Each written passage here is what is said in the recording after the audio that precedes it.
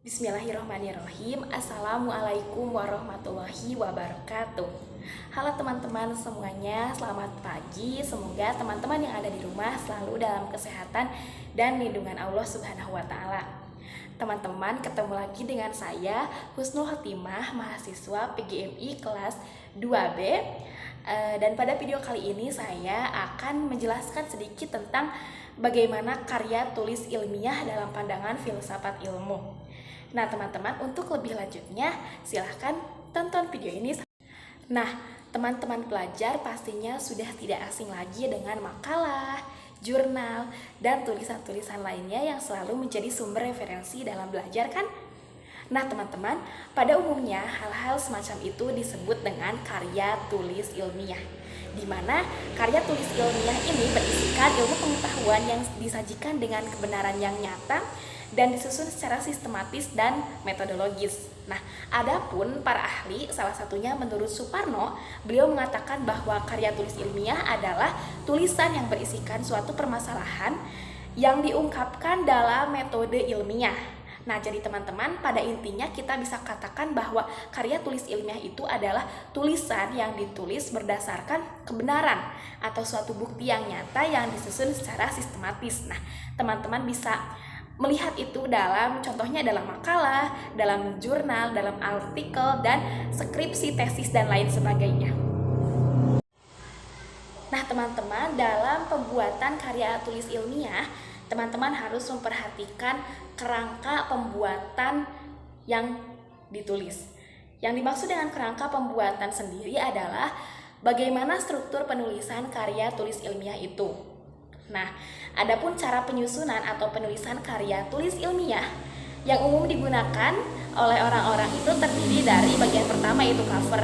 Cover termasuk bagian pertama dari karya ilmiah, di mana cover itu termuat identitas penulis, kemudian judul tulisan, dan tahun dibuatnya. Kemudian ada kata pengantar, isinya berupa ucapan syukur dan terima kasih penulis. Kemudian selanjutnya ada daftar isi, berisikan urutan halaman dalam tulisan.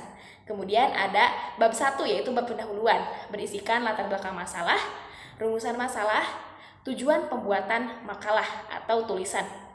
Kemudian dilanjutkan dengan bab kedua, yaitu bab pembahasan, berisikan bahasan atau materi yang akan dibahas dalam tulisan tersebut.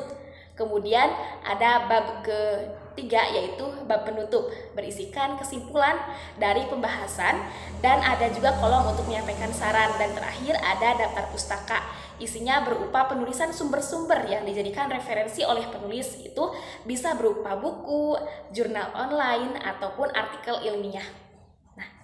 Nah teman-teman, jika teman-teman masih bingung ya, seperti misalkan bagaimana sih karya tulis ilmiah itu, seperti apa sih? Nah, pada dasarnya teman-teman itu sudah sering menjumpai karya tulis ilmiah dalam kehidupan sehari-hari, khususnya bagi kita para pelajar.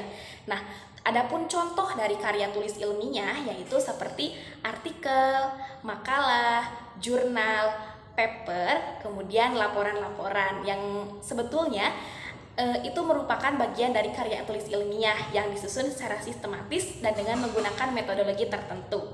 Yang pastinya setiap contoh dari karya tulis ilmiah itu seperti paper, skripsi, tesis, dan lain sebagainya itu memiliki sistematika penyusunannya tersendiri. Nah, setelah mengetahui contoh dari karya tulis ilmiah, teman-teman harus tahu bagaimana ciri khusus atau karakteristik yang dimiliki karya tulis ilmiah. Adapun karakteristik karya tulis ilmiah diantaranya yang pertama, tulisan atau bahan pembahasan karya tulis ilmiah harus bertumpu pada teori-teori ilmiah yang mendukung pembahasan tersebut. Kemudian yang kedua, karya tulis ilmiah bersifat bebas dan tidak ada tuntutan atau interpretasi ataupun hal-hal yang melibatkan unsur emosional lainnya. Yang ketiga, karya tulis ilmiah harus bersifat logis, menghindari hal-hal yang tidak masuk akal, pembahasan yang dapat dibuktikan secara nalar, logika, dan ilmiah. Kemudian yang keempat, karya tulis ilmiah harus menggunakan kalimat atau pemilihan kata yang efisien, artinya menghindari pengistilahan kata yang terlalu banyak dan sulit untuk dimengerti. Kemudian yang kelima, karya tulis ilmiah harus memilih kata-kata yang efektif, dalam hal ini ringkas, padat, dan tidak bertele-tele. Yang keenam, karya tulis ilmiah harus bersifat objektif atau sesuai dengan fakta yang ada tanpa mengada-ngada.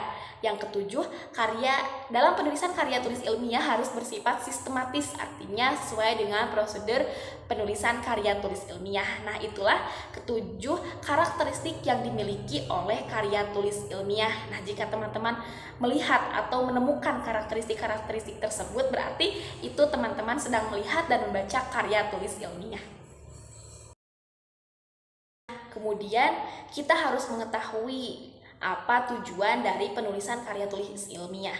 Nah, adapun tujuan penulisan karya tulis ilmiah yaitu ada beberapa ya. Yang pertama, sebagai ajang untuk melatih keterampilan dalam menulis dan meningkatkan pengetahuan akan literasi. Kemudian yang kedua, karya tulis ilmiah yang telah ditulis diharapkan dapat menjadi salah satu sumber atau acuan dalam pencarian informasi mengenai sebuah permasalahan. Yang ketiga, penulisan karya tulis ilmiah ditujukan sebagai ajang unjuk bakat dan potensi siswa ataupun mahasiswa dalam hal pengetahuan akademik dan keterampilan dalam menulis. Itulah kira-kira tujuan karya tulis ilmiah.